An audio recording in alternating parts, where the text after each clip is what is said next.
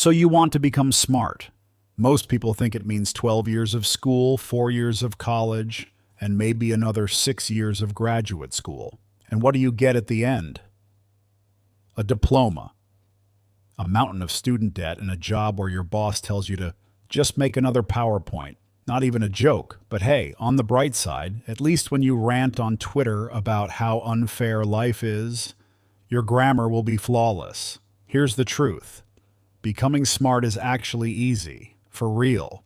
Even if you think you lost the genetic lottery, compared to every other animal, you're basically Iron Man without the suit. When we say, I want to be smarter, it usually means I want skills that actually matter. I want to solve problems without Googling every step. I want better grades, or at least to sound clever enough so people stop ignoring me in group projects, but not too clever, because then people ask you to do their homework. The problem? Most advice online is either vague philosophy, stuff only a monk living on a mountain could follow, or it's the same boring list. Eat walnuts, do Sudoku, listen to Mozart, download a brain training app you'll forget about in 2 days. That's not enough. You actually have to learn something. So, how do you really get smart? The answer is painfully simple. Read. What you read depends.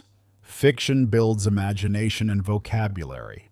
Also, reading a lot of dialogue makes you feel like you actually have friends. Nonfiction gives you knowledge you can casually flex in conversations. For example, did you know the Great Wall of China is visible from space? Most people would say, actually, no it isn't, and instantly become the human version of a pop-up ad. Instead, try. Yeah, it is massive, right? I read it's not really visible from space with the naked eye, but astronauts say you can spot it with the right lighting. Same information. One version makes people roll their eyes. The other makes you sound insightful and chill. But here's the catch. Reading only works if you use what you learn.